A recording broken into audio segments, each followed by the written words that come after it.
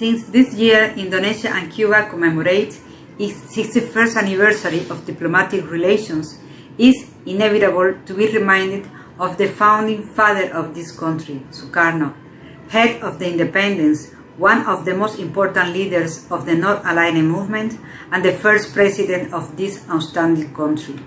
Moreover, in the 120th anniversary of Sukarno's birth, we also remember that he was the first head of state who visited Cuba after the triumph of the revolution, a brave decision in the tumultuous decade of '60 in a context of Cold War. At his arrival to Cuba on May 13, 1960, the Cuban Prime Minister at that moment, Fidel Castro, welcomed Sukarno at the Havana airport. During this historic visit, they had fruitful exchanges in which the mutual admiration between the two leaders became visible, given their independence and anti-imperialist principles. During the visit, Sukarno, as a symbol of friendship, gave as a present to Fidel a traditional Indonesian charis and awarded Fidel with the two Indonesian distinctions, the start of the Republic of Indonesia and the start of friendship of first class. In this occasion, Sukarno expressed to Fidel that a country must be first independent. That is the greatest requirement of a revolution. 4 months after the visit of Sukarno to Cuba, our diplomatic relations were established on January 22, 1960. The historic relationship opened by the President Sukarno with Cuba every day overcomes the test of time and distance. From that moment on, both countries have maintained a solid cooperation in bilateral and multilateral fields based on mutual respect. The legacy of Sukarno in defending the principles of independence, sovereignty, and social justice are more important than ever in facing the current pandemic, since the world is immersed in an unequal access to vaccines, growing gap between rich and poor countries. For these reasons, now more than ever we need to strengthen the solidarity and cooperation between developing nations. In this aspect, my country has expressed its intention to cooperate with low and middle income nations as well as Indonesia to work on the Cuban COVID vaccines. Thank you so much.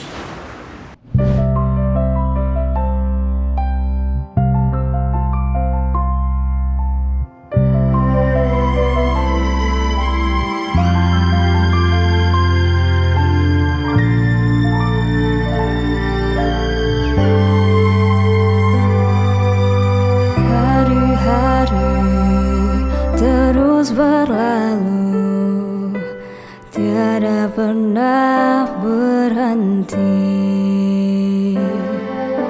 1000 rintang jalan berliku bukanlah suatu penghalang. Hadapilah segala tantangan, petunjuk yang kuasa. Ciptakanlah kerukunan bangsa, kobarkanlah dalam dada semangat jiwa Pancasila.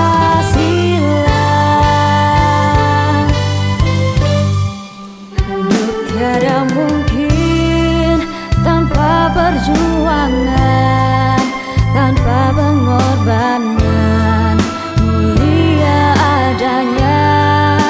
Berpeganglah tangan, satu dalam cita, demi masa depan Indonesia jaya.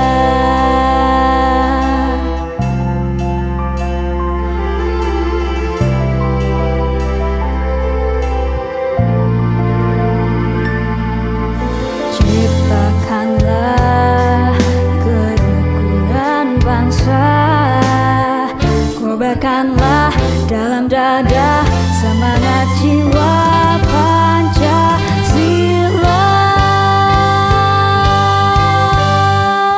Hidup tiada mungkin tanpa perjuangan, tanpa pengorbanan, mulia adanya berpegangan tangan, satu dalam cita demi masa depan Indonesia Jaya.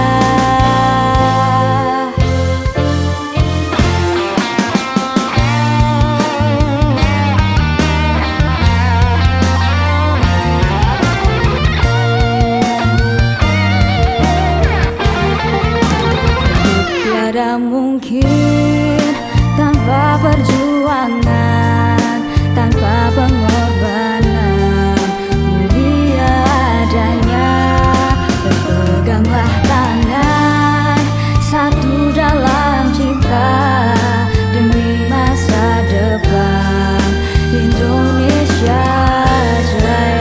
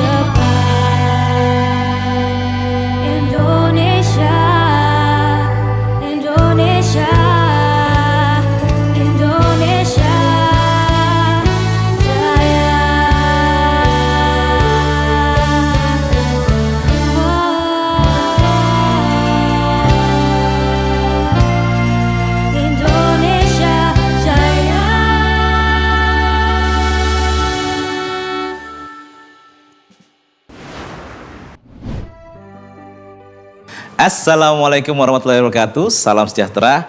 Halo Sobat BKN, selamat sore. Jumpa lagi, ketemu lagi dengan saya Beno. Ketemu lagi di channel kami BKN PD Perjuangan dengan tema Bung Karno Series sepanjang bulan Juni ini. Kami akan mencoba konsisten menemani sore Anda untuk mengisi kisah-kisah tentang Bung Karno. Nah, tema hari ini kita akan berbicara tentang atau mengupas tentang Bung Karno dan lukisan. Bagaimana Bung Karno dengan lukisannya? Lalu apakah juga Bung Karno seorang pelukis? Nah, hari ini kami sudah menghadirkan seorang narasumber yang sangat berkompeten, seorang kurator lukisan yang bernama Bang Amir Sidarta. Terima kasih Bang Amir sudah mau menyempatkan waktunya hadir ke channel kami berbagi kisah tentang Bung Karno, terutama tentang Bung Karno dan lukisannya. Bang Amir ini seorang kurator lukisan ya Bang ya? Ya. Nah, pastinya Bang Amir punya banyak cerita, karena kurator itu kan meneliti bagaimana lukisan itu isinya tentang apa, asli atau tidak, begitu Bang kira-kira ya. Nah, Bang Amir karena seorang kurator lukisan, pasti punya pengalaman tentang lukisan Bung Karno.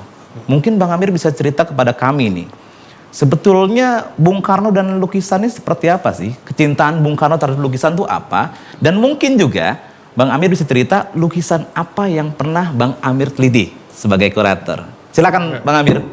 Ya mungkin begini ya, seni rupa itu bisa membuat diri Bung Karno itu memiliki berbagai rasa dan semangat. Oh iya iya. Ya, dan lukisan itu bisa membuatnya mengingat kepada Tuhan yang Maha Kuasa yang memberinya rezeki dan selalu ingat pada bangsa Indonesia yang masih melarat karena neokolonialisme.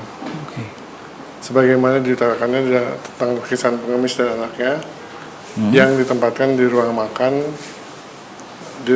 istana ya, waktu itu dengan kepada Guntur Soekarno Putra dalam buku Bung Karno Bapakku Kawanku Guruku itu di sana. Nah, jadi kisah-kisah yang seperti inilah yang saya teliti. Jadi dari sebuah lukisan yang Bang Amir teliti, lukisan itu bercerita tentang masalah rakyat yang ditaruh di rumah makan Bung Karno di istana itu. Iya. Dari sebuah lukisan Bung Karno bisa langsung sebagai spirit ketuhanan juga masuk dari sebuah lukisan ya. Iya. Dan itu sebagai reminder dia buat juga mengingat masyarakat. Artinya lukisan itu bukan hanya sebagai penghias buat Bung Karno ya Bang Amir ya? Bukan, jelas bukan. Walaupun ada yang sebagai penghias. Walaupun ada sebagai, tapi banyak juga lukisan yang Bung Karno menilai itu sebagai suatu pengingat dia terhadap jabatan dia sebagai presiden. Tentu. Artinya dalam sekali Bung Karno dengan lukisan nih Bang Amir ya. Banget. Nah, Bang Amir kira-kira tahu nggak Bung Karno ini selain sebagai pencipta lukisan, Bung Karno pernah juga nggak sih melukis? Ya pernah juga melukis. Pernah juga? Ya, Gambar lukisannya yang gimana Bang Amir? Jadi gini, yang satu itu adalah lukisan, sebenarnya lukisan Bung Karno. Oke. Tapi dilukis ulang oleh Basuki Abdullah yang ada di koleksi Istana Presiden. Oke. Itu adalah lukisan karya Basuki Abdullah yang sebenarnya meniru atau diciptakan ulang oleh Basuki Abdullah atas cat air yang dibuat oleh Bung Karno. Jadi cat air Bung Karno dia meneruskan di kanvas yang sama? Enggak. Oh, di kanvas yang berbeda. Oke. Jadi Bung Karno itu melukis pertamanya di sebuah kertas, mungkin ukuran segini. Lalu mungkin beliau ingin diperbesar, lalu dia bilang kepada Basuki Abdullah, Bas, tolong deh bikin. Sepertinya begitu ya. Kalau boleh tahu gambar lukisannya apa, Bang Amir? Pantai Flores. Apa? Pantai Flores. Pantai Flores? Ya. Pulau Flores? Ya. Itu kampung saya Bang Amir. Oh gitu. Saya asli dari Flores. Cocok. Dan saya tahu betul bagaimana Bung Karno mencintai Flores dan terutama ND ya. Nah Bung Karno dapat ilham Pancasila atau menggali Pancasila juga di sana. Ya. Wah ini menarik Bang Amir. Saya sendiri sebagai orang Flores baru tahu nih. Ini buat orang-orang Flores, buat warga-warga Flores, mungkin banyak yang belum tahu. Bung Karno pernah melukis Pulau Flores. Ya. Luar Bung Karno biasa. melukis itu dan ada di rumah seorang penggemar Bung Karno.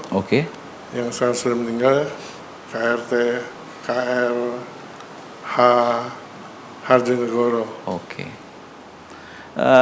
Kalau Bung Karno sejauh apa sih interaksi dengan para seniman lukis nih Bang Amir? Waktu semasa dia masih hidup ya? Kira-kira gimana Bang Amir melihat itu? Oh dia sangat bergaulnya dengan para pelukis dengan sangat erat ya. Jadi mereka menganggap Bung Karno itu sebagai teman. Dan Bung Karno juga menganggap mereka juga sebagai teman. Artinya sebagai seorang pencinta lukis, Bung Karno tidak hanya mencintai hasil lukisannya, tapi juga Bung Karno bergaul dengan para seniman lukis ini. Iya, bergaul erat. Sangat erat? Ya, cukup erat lah. Bang Amir, ada satu kisah nggak yang Bang Amir tahu tentang Bung Karno dan para seniman lukis ini?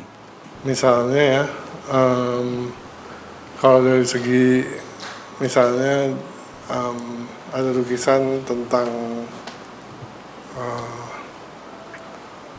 begini aja, lukisannya Bung Karno itu seringkali membeli lukisan dengan cara nyicil. Belinya nyicil? Nyicil, tapi itu tidak diartikan bahwa Bung Karno itu Bung Karno pelit atau Bung Karno tidak punya uang. Oleh para pelukis itu justru dianggap itu sebagai salah satu hal yang membuat Bung Karno itu dirasakan sangat mencintai sebuah lukisan karena dia sampai nyicil mau beli lukisan. Ini Bung Karno sudah menjadi presiden, Bang Amir. Seorang Bung Karno, presiden Indonesia pertama, membeli lukisan dengan cara menyicil. Pesan apa kira-kira Bang Amir yang ada di dalam metode pembayaran yang pakai termin atau nyicil itu? Ya, artinya dia benar-benar sungguh-sungguh kan ingin memiliki sebuah lukisan. Dan itu tidak pakai uang negara dan segala macam, mungkin pakai kocek pribadi ya? Kocek pribadi, kebanyakan. Kira-kira harganya mahal nggak saat itu Bang Amir lukisannya? Enggak, lukisannya murah. Murah? Ya maksudnya kalau dibanding sekarang ya. Sekarang ya? Ya sekarang murah, tapi kalau dari zaman dulu ya lumayan cukup mahal. Zaman dulu cukup mahal. Nah tapi ini nggak mahal-mahal banget. Mungkin kalau dulu itu bilangnya gini ya, sebuah lukisan itu bisa orang bisa membeli sebuah mobil dengan menjual misalnya satu lukisan. Misalnya 5 lukisan. Artinya cukup mahal ya. Bang Amir, ada satu nama pelukis yang bernama Diego. Ya. Itu ada cerita apa tentang pelukis Diego ini Bang Amir? Diego Rivera itu seorang pelukis Meksiko. Dia pernah melukis seorang perempuan Indonesia yang ternyata itu adalah Bu Ainsyah Effendi, Oke. istri dari Bush Effendi, Charles D'Affaires dari kedutaan Meksiko di tahun 50-an. Oke. Nah, jadi Bung Karno itu tahu bahwa lukisan itu ada di sebuah koleksi milik Nyonya Dolores Almedo. Oke. Nah, Warga kebangsaan Meksiko orang ini. orang Meksiko. Pernah berjumpa dengan Bung Karno beliau? Pernah berjumpa dengan Bung Karno. Ada lukisan yang digarap bareng mungkin dengan Diego? Enggak, kalau Bung Karno ketemu Diego belum pernah saya rasa. Belum pernah. Tapi Bung Karno mengagumi karya lukisan Diego. Ya, mengagumi. Yang tadi lukisan perempuan tadi itu ya? Ya. Oh, menarik. Pertama karena itu lukisannya kan tentang perempuan Indonesia ya. Perempuan Indonesia. Ya. Wajah perempuan Indonesia. Kira-kira begitu Bang Amir ya? Luar biasa, luar biasa. Jadi dia malah membujuk perempuan itu untuk menjual lukisan itu atau memberikan lukisan itu kepada Indonesia. Oke. Karena dia ingin membuat sebuah koleksi nasional. Jadi Bung Karno membujuk Diego. Membujuk Dolores Almedo. Oh, oke. Untuk menjual lukisan itu untuk dipamerkan di Indonesia oleh Bung Karno. Ya. Artinya sampai segitu ya Bung Karno memperjuangkan lukisan. Karena menurut Bung Karno mungkin lukisan itu mencerminkan wajah perempuan Indonesia. Ya, memang benar. Memang betul isi begitu. Ya. Memang benar itu lukisan orang Indonesia. Dia Dan dia sangat cinta pada lukisan itu. Dan diketahui juga bahwa lukisan itu juga dibuat oleh seorang pelukis Meksiko yang sangat terkenal. Oke. Bahkan waktu beliau meninggal, nggak lama setelah beliau meninggal, itu anaknya dan juga Ibu Olmedo itu meminta pada Presiden Mateos itu untuk membuat satu keputusan agar karya-karya Diego Rivera ini menjadi semacam monumen bersejarah yang dilindungi lah. Sampai sejauh itu Bung Karno memiliki ketertarikan dan perhatian terhadap lukisan, walaupun itu lukisan orang Meksiko ya. Ya, jadi dan Bung Karno itu minta kepada Presiden Mateos untuk sedikit memberi celah lah, supaya lukisan itu tidak dilarang untuk diekspor. Jadi kayak semacam rebutan lukisan gitu ya Bang Amir? Jadi kayak rebutan ya Bang? Iya. Sampai segitu Bung Karno memperjuangkan lukisan itu ya? Ya, tapi akhirnya dapat. Akhirnya Bung Karno yang dapat. Ya. Dan hari ini lukisan itu dipamerkan di mana? Mungkin di Istana Bogor. Istana Bogor. Luar biasa sekali Bang Amir. Bang Amir, ini saya terus terang ini menjadi wawasan baru buat saya. Saya pikir Bung Karno hanya sebagai kolektor lukisan biasa saja. Tetapi gaya Bung Karno mengkoleksi lukisan hampir mirip Bung Karno memperjuangkan kemerdekaan. Kira-kira begitu kalau kita boleh analogikan ya Bang Amir ya. Kalau Bang Amir berkaca terhadap para seniman lukisan atau karya lukisan yang hari ini, ada nggak sih orang yang mencintai lukisan seperti Bung Karno dalam perspektif mungkin tokoh-tokoh bangsa atau senimannya mungkin? Gimana menurut Bang Amir? Waduh, itu saya rasa nggak ada ya. Saya rasa Bung Karno salah satu orang yang benar-benar suka lukisan dan dia memperjuangkan segala-galanya untuk mendapatkan lukisan itu. Dan yang menariknya Bung Karno tidak hanya melihat fisiknya, tapi ada filosofi tinggi dalam setiap lukisan yang diperjuangkan Bung Karno ya. Ya. Baik yang dimiliki secara koleksi biasa, atau yang tadi seperti lukisannya orang Meksiko Diego tadi, atau yang Bung Karno lukis secara sendiri.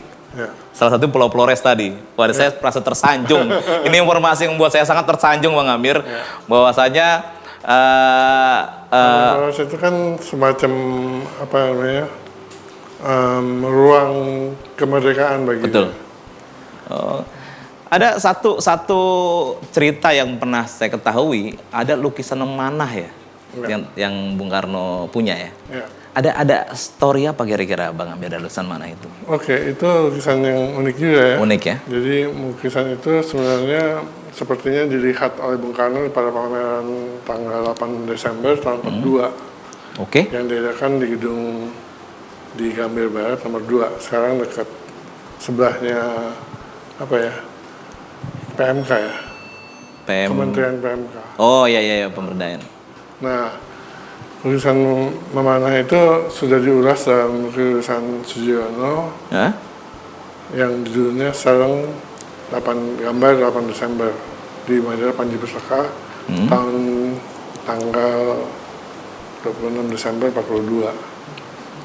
Nah, dia menyanjung keberadaan Heng Antung, tapi di dalam itu juga diselipkan kritik bahwa secara anatomis penggambaran tangan kanan pemanah itu ya salah.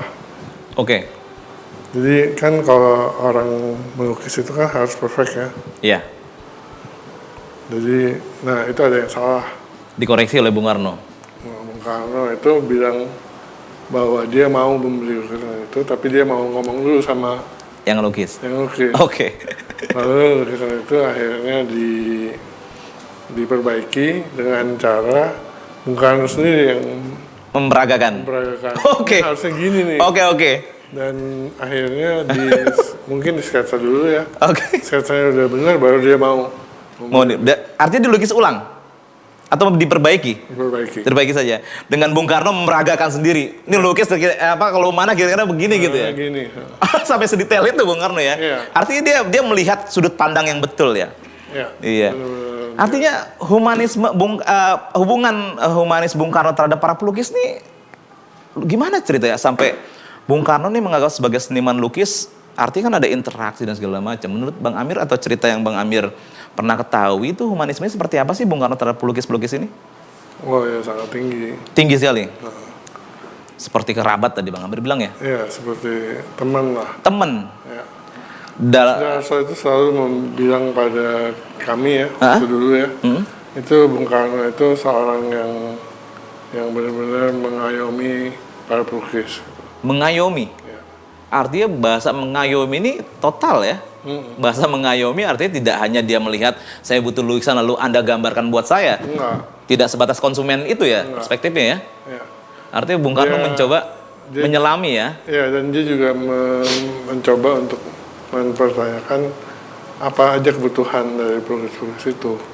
Ya, artinya Bung Karno tidak hanya meminta produksi tapi juga kebutuhannya apa? Mungkin pangsa pasarnya juga dipikirkan juga ya, pelukis-pelukis pada zaman itu. Iya, mungkin juga ya, karena dia kan membuat album koleksi Bung Karno itu. Oke. Itu untuk disebarkan kepada kolektor-kolektor. Oke. Supaya mereka juga ingin membeli. Tapi sayangnya baru sekarang ya. Baru sekarang. Lukisan-lukisan itu laku. Baru sekarang. Wah, menarik sekali Bang Amir. Luar biasa sekali. Sobat BKN, Bang Amir, terima kasih sekali. Ini cerita yang mungkin bisa saja baru ternarasikan di program channel ini ya.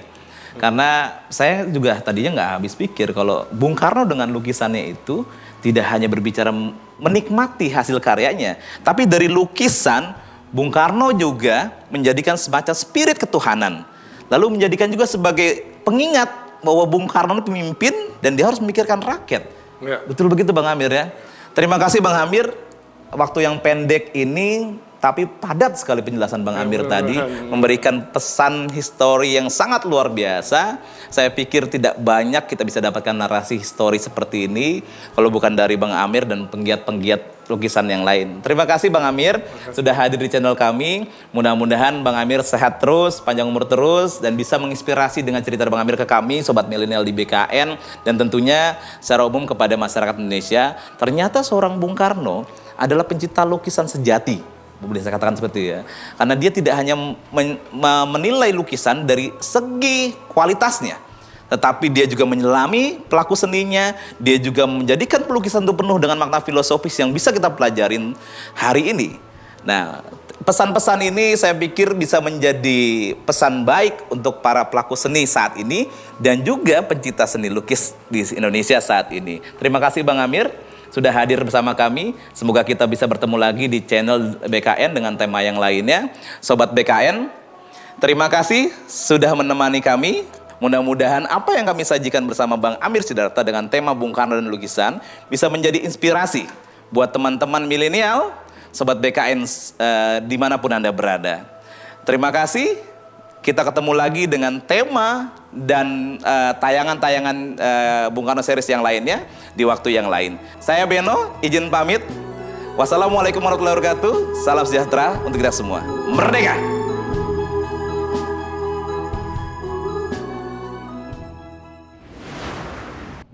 Assalamualaikum. Apa kabar semuanya?